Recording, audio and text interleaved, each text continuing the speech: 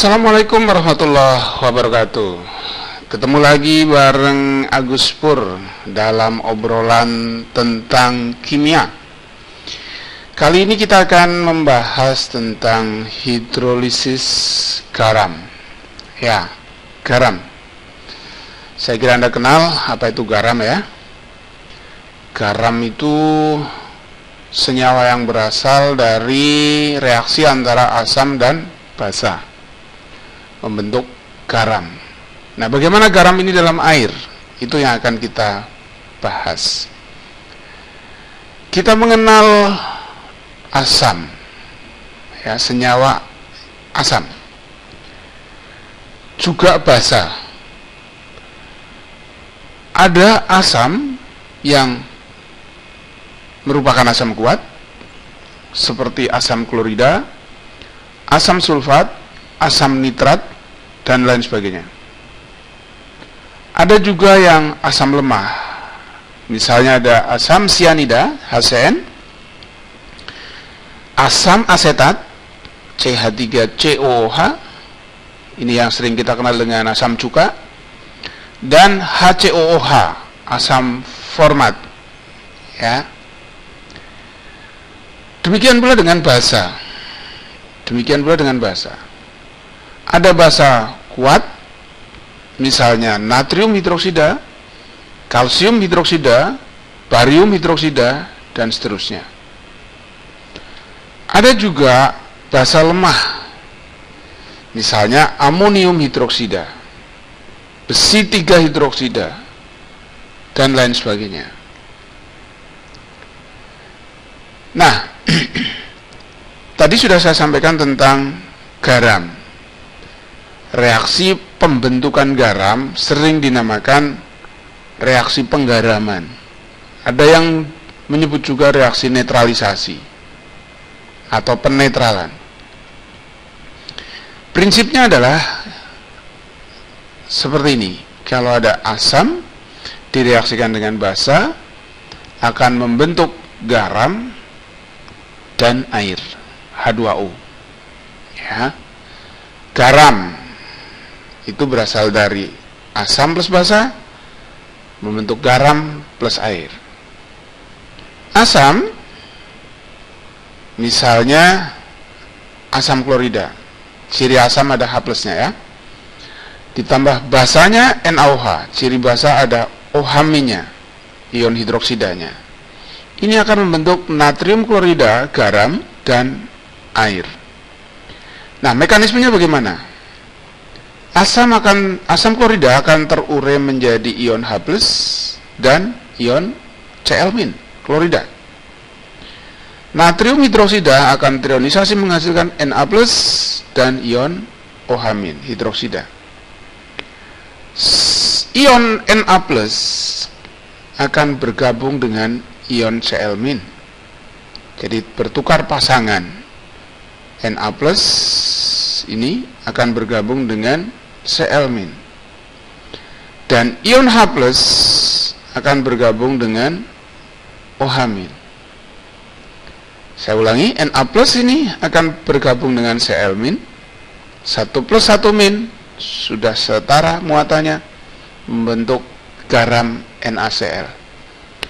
Nah, H+ akan bergabung dengan OH- akan membentuk H2O. H plus OH-, 1 plus 1-. Ini. Contoh lain. Ada asam sulfat dan natrium hidroksida. Akan membentuk garam natrium sulfat dan air. Sama seperti tadi. H plus akan terionisasi menjadi, ulangi, asam sulfat akan terionisasi menjadi H+, ini 2 buah H plusnya, dan ion sulfat. Natrium hidroksida akan terionisasi menjadi Na+ dan OH- hidroksida.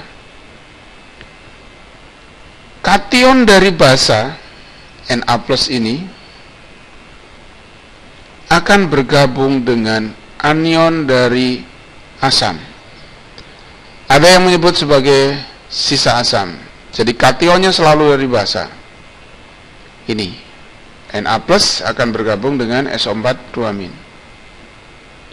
Sama H2O, ulangi, H plus ini akan bergabung dengan OH-. Jadi kation dari basa Na plus akan bergabung dengan anion dari sisa asam SO4 2- membentuk natrium sulfat Na2SO4, dan H plus dengan OH- akan membentuk air. Perhatikan koefisiennya ya. Contoh lain, misalnya ada asam sulfat direaksikan dengan kalsium hidroksida. Ini akan membentuk kalsium sulfat dan air. Kita uraikan, H2SO4 berasal dari H plus 2 buah ion hidrogen dan anion sulfat SO4 2-. Kalsium hidroksida terurai menjadi Ca2 plus ion kalsium dan OH- 2 buah. Sama seperti tadi, Ca2 plus akan bergabung dengan sulfat ya. H plusnya akan bergabung dengan ion hidroksida ya.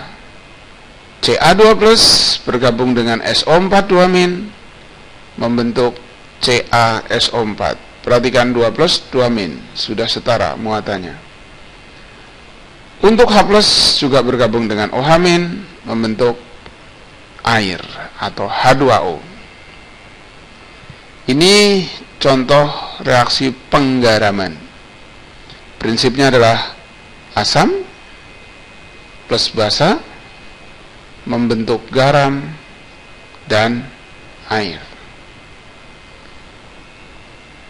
Nah, kalau demikian dari pembentuk garam, asam dan basa pembentuk garam, kita bisa kelompokkan ada 4 jenis. Asam itu ada asam kuat, ada asam lemah. Basa itu ada basa kuat dan ada basa lemah.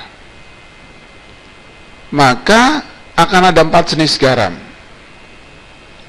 kalau ditinjau dari asam dan basa pembentuknya, yaitu garam yang berasal dari basa kuat, asamnya kuat. Garam yang berasal dari basa kuat, asamnya lemah.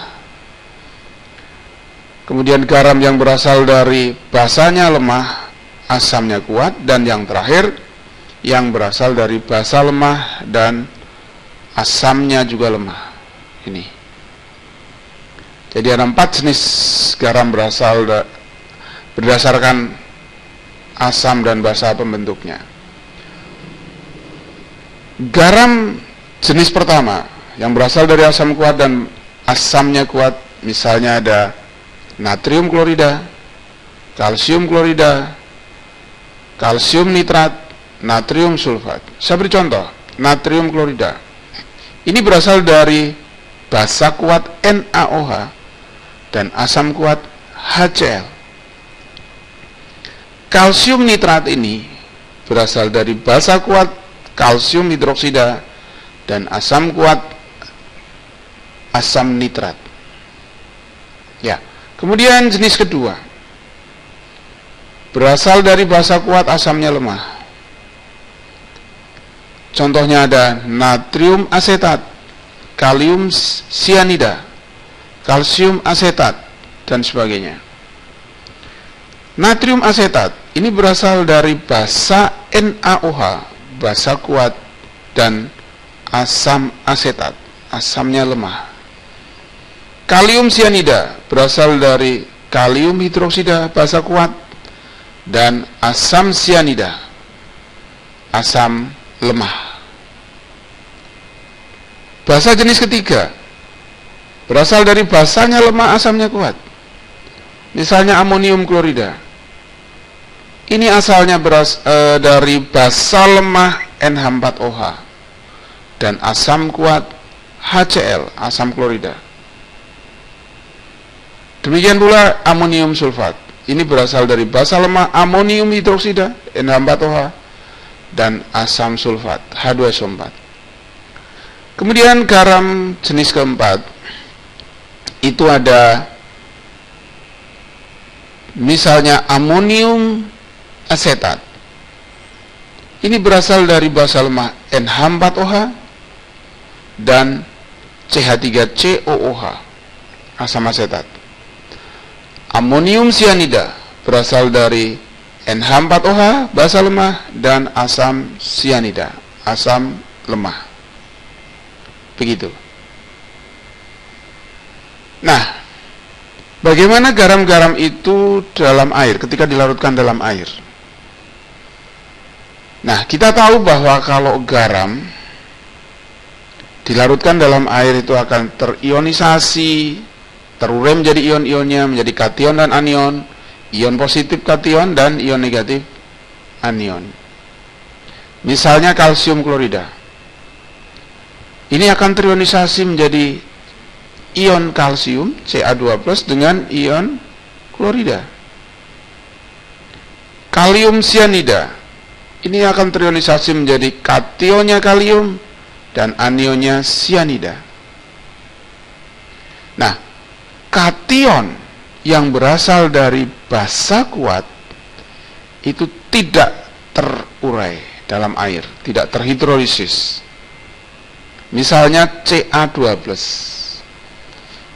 Ion kalsium ini berasal dari basa kuat CaOH 2 kali, kalsium hidroksida.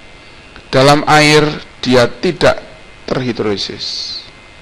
Demikian pula dengan ion natrium, kation natrium Na+ ini.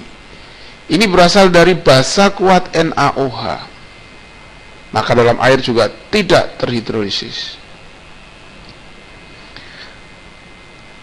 Anion yang berasal dari asam kuat juga sama, tidak terhidrolisis dalam air. Misalnya Cl-, ion klorida ini berasal dari asam kuat HCl, asam klorida. Dalam air, ion ini tidak terhidrolisis. Demikian pula dengan ion sulfat SO4-2- ini berasal dari asam kuat H2SO4. Dalam air juga tidak terhidrolisa. Prinsipnya, kation dan anion yang berasal dari basa kuat atau asam kuat itu tidak terhidrolisa, tidak bisa terurai dalam air. Nah, kation yang berasal dari basa lemah itulah yang terhidrolisis membentuk basanya dengan melepaskan ion H+. Ion H+ ini akan membawa sifat asam. Kita tahu menurut teori Arrhenius bahwa asam itu adalah larutan atau spesi yang terionisasi menghasilkan H+.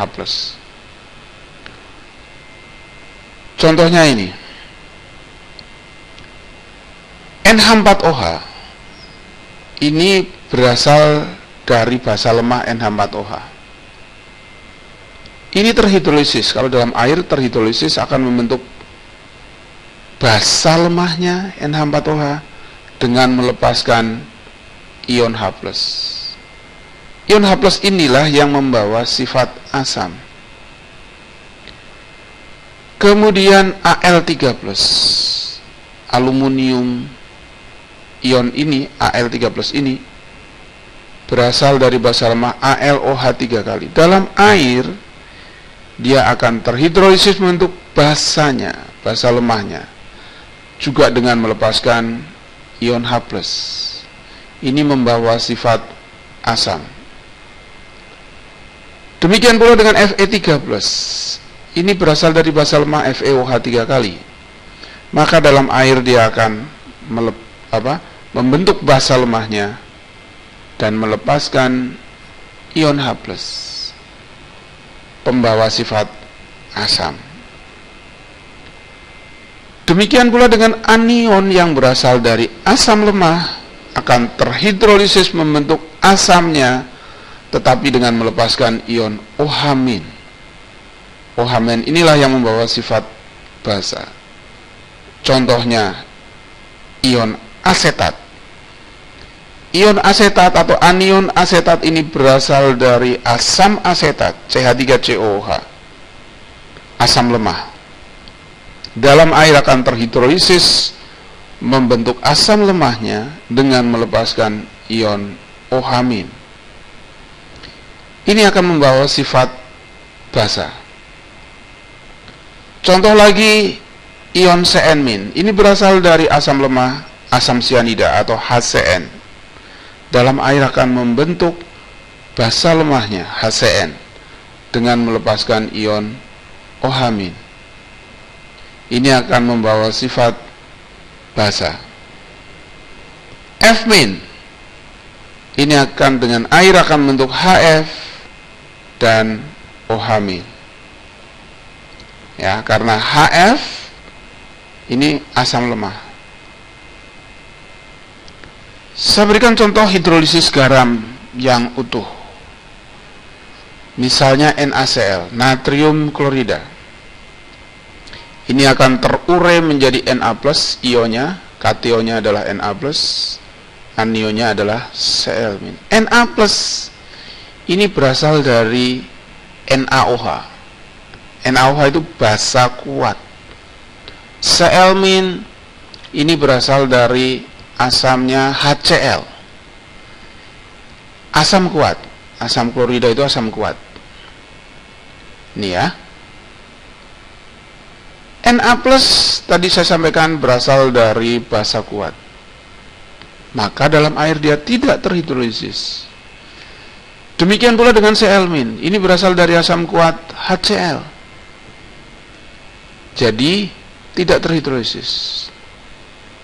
Jadi Na+ berasal dari NaOH, basa kuat, dalam air tidak terhidrolisis. Cl- berasal dari HCl, asam kuat, dalam air juga tidak terhidrolisa. Kation dan anion baik Na+ maupun Cl- itu tidak terhidrolisis, sehingga pH-nya adalah pH pelarutnya, dalam hal ini air. pH air 7. Berarti garam NaCl dalam air itu netral sifatnya, karena tidak ada yang terhidrolisis. Saya beri contoh lagi, kalium sianida. Kalium itu berasal dari basa kuat KOH. Ion K+ ini berasal dari basa kuat KOH, kalium hidroksida. Sementara anion CN- ini berasal dari asam sianida, HCN, yang merupakan asam lemah. Maka ion K+ karena berasal dari KOH, basa kuat, dalam air ini tidak terhidrolisis. Sementara anion CN-